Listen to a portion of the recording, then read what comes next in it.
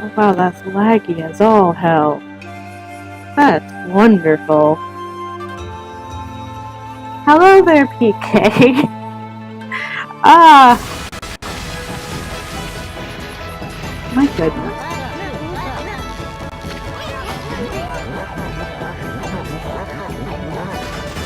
Is it because it's an HD game? What's going on? It's so laggy.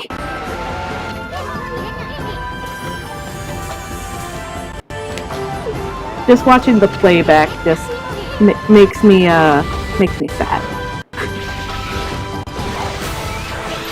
Alright, so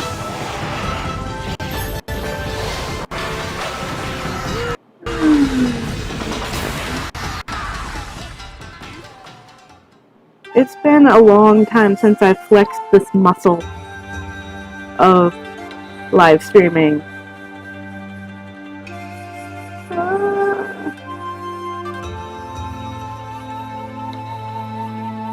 Don't mind me for a second, I'm still kind of getting things situated.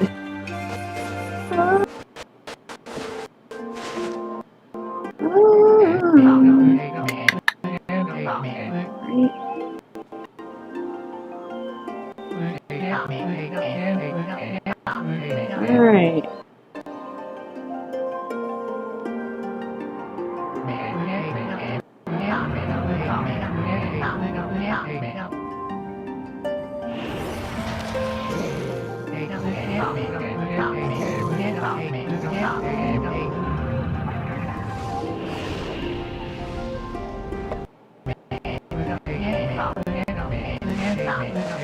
Okay, let me make sure.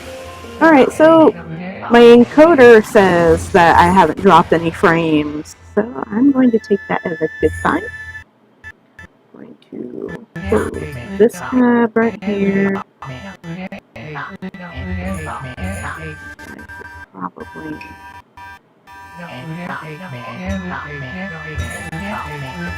Wow, it's so laggy.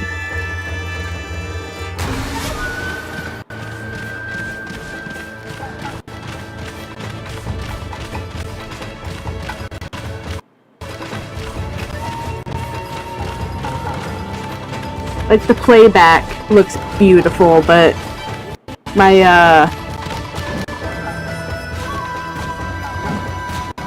like, my game itself looks beautiful, but my playback is kind of rough. I've never played Okami. I've seen the corny playing the Wii version. Hey, Slasher. Alright, what if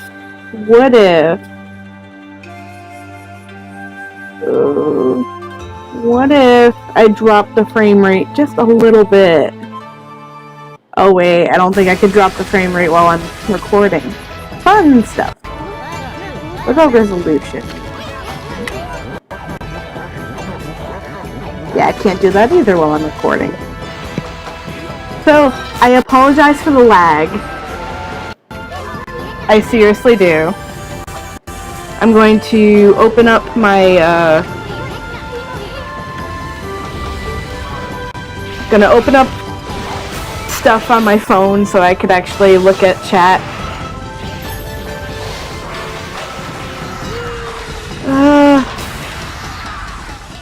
And I've never played Okami, and I also apologize for, like, if my, audio quality is bad, because I am working on half-dead earbuds. The side with the microphone works, and every so often my other earbud goes in and out for audio, so I apologize.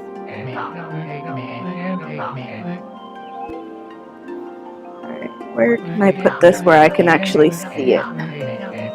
Here we go. That works, right? That works.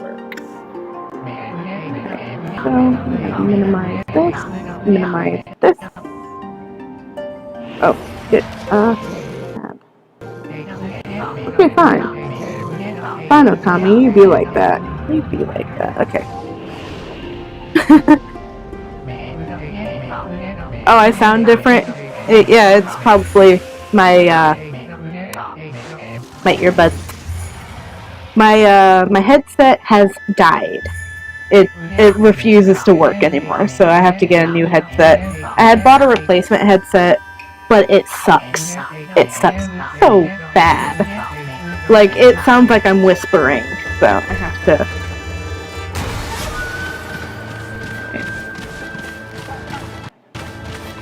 Okay, there we go. There we go. Now we can start. Holy shit. What the hell is going on?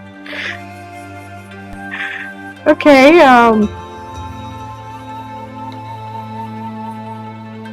Hi, Sushi.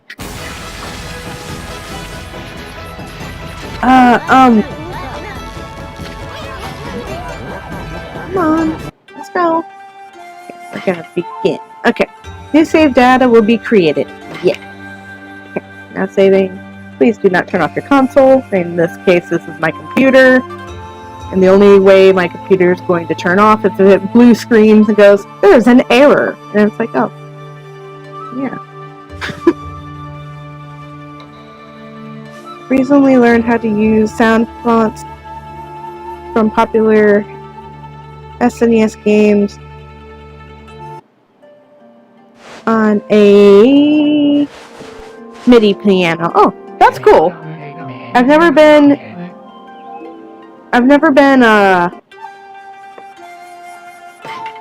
musically inclined.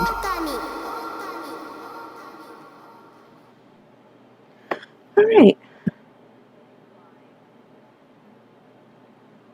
I don't know how long I'm going to be playing.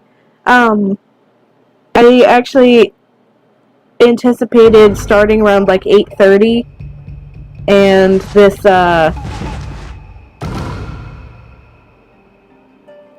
download took over an hour, and it made me sad.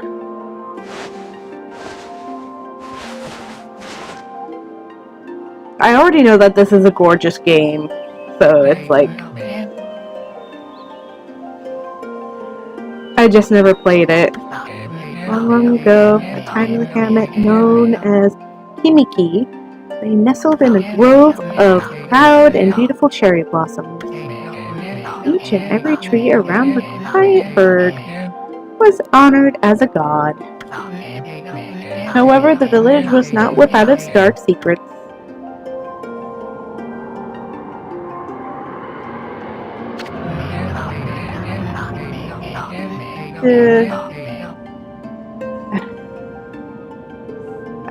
Satiate? I can't word right now. The appetite of Orochi, a fearsome cave-dwelling beast, a young maiden was offered as a sacrifice at the annual festival. With a body like a mountain and 8 heads mountain on its neck, the size of tree trunks, its blood-red eyes alone were said to curse anyone who gazed into them. No one dared disobey the horrific beast.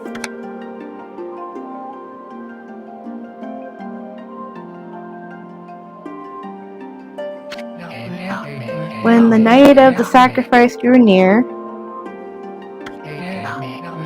a mysterious white wolf appeared outside the village.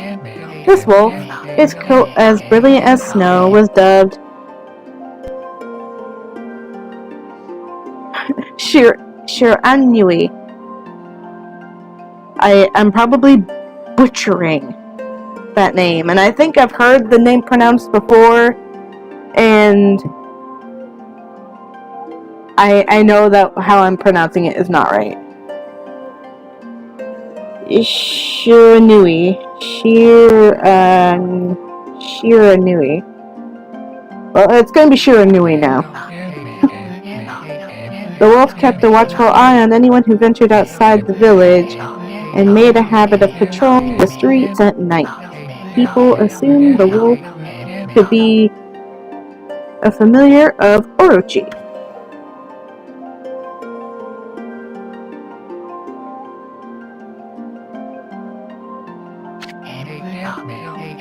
One villager took it upon himself to face the fearsome Shiranui. The warrior Nagi attempted many times to challenge the wolf, but his attempts were always thwarted by Shiranui's swift movements.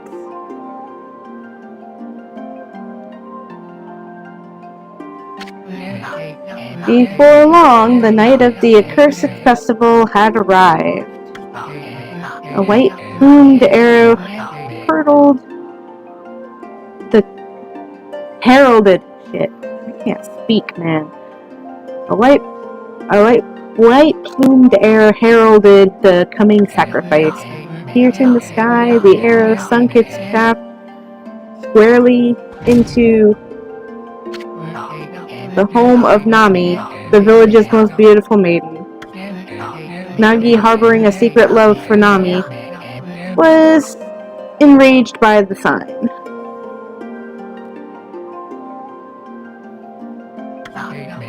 Determined to put an end to Orochi once and for all, Nagi traveled to the beast's cave in place of his beloved.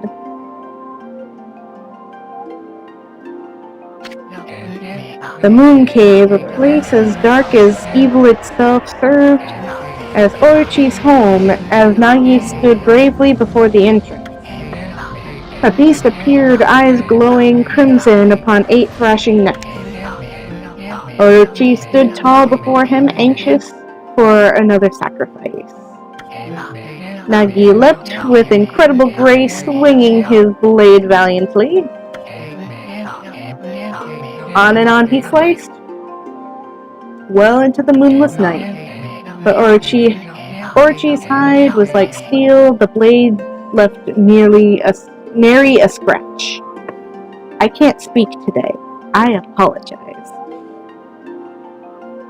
Spent all day speaking. I worked on drive-thru. At long last, Nagi, his energy spent from the intense battle, dropped to his knees, fatigued and gasping for breath. He knew he was staring death in the face. It was then that the wolf appeared. As if to protect Nagi, it stood its ground before Orochi. In the darkness of the cave, the wolf's coat shone brilliantly. Alas, it was Shiranui, the wolf that dwelled outside the village. Bearing its fearsome claws, Shiranui leapt toward Orochi. Orochi reared its terrifying head, readying its fangs for battle. The two beasts struggled wildly, thrashing in the darkness. Turn the page. Mysterious and terrifying, the spectacle continued. Shiranui's summoned gusts of divine wind to counter Orochi's flames.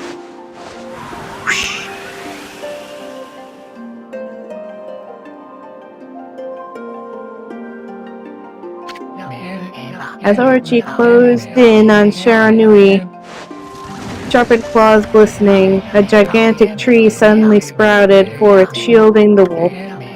Shiranui fought gallantly to gain the upper hand. However, Orochi, protected by a mystical power, was not easily bested. Shiranui, covered in gashes, majestic coat dyed crimson, stood exhausted before the mighty Orochi.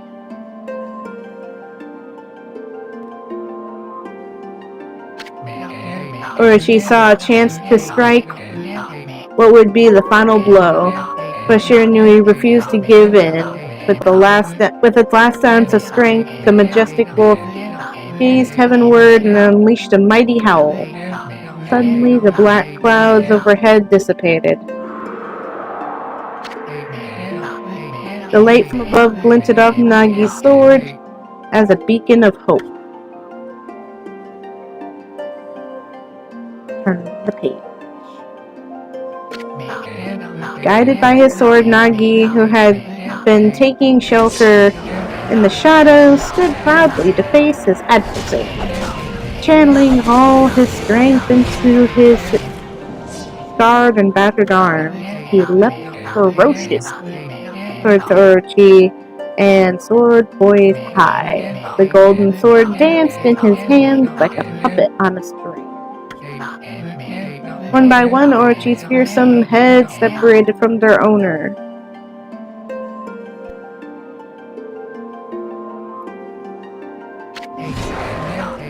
Orochi's broken body collapsed in a lake of its own blood. In that instant, the curse that plagued the villagers was lifted. As the battle subsided, the sun shone once again in the sky. Shiranui had succumbed to Orochi's poison and struggled to breathe. Aww. Nagi scooped the beast into his arms and returned to Kamiki.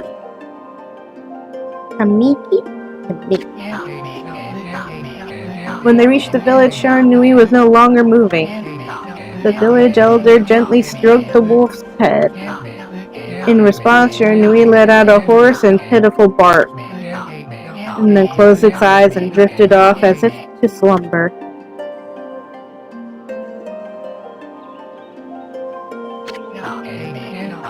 Peace had at last returned to Kamiki village. In honor of Shiranui's heroic exploits, the villagers erected a shrine and placed a statue of a wolf within it. Nagi's sword was christened Tsukuyomi and placed inside the moon cave. The villagers all looked forward to an age of endless peace. Until... However, this is not the end of the story. There is more to this tale than most people know. 100 years had passed since Nagi and Shiranui's heroic exploit. It happened so quickly that no one in the village even took notice.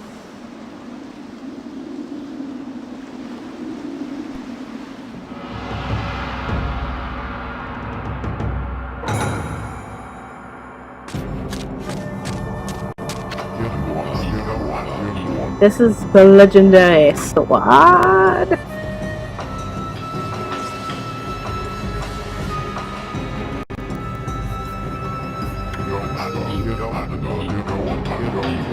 Is this Tsukuyomi, the sword that banished the dreaded Orochi? It's just a legend, nothing but a fairy tale.